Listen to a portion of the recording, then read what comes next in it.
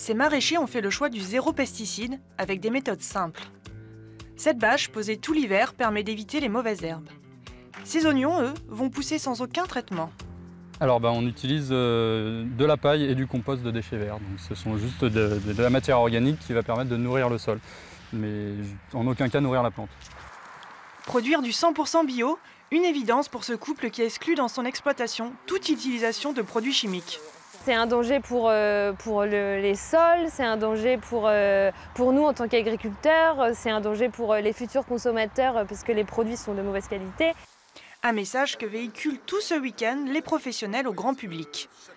Opération de désherbage ici uniquement avec la chaleur. On voit bien la chaleur qui est passée.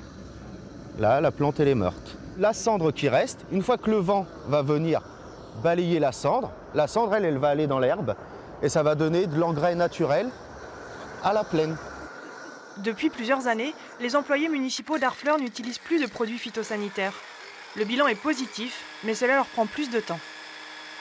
Là, il faut revenir tous les 15 jours, recommencer l'opération. Donc, ce qui engage beaucoup plus de travail en termes de longévité.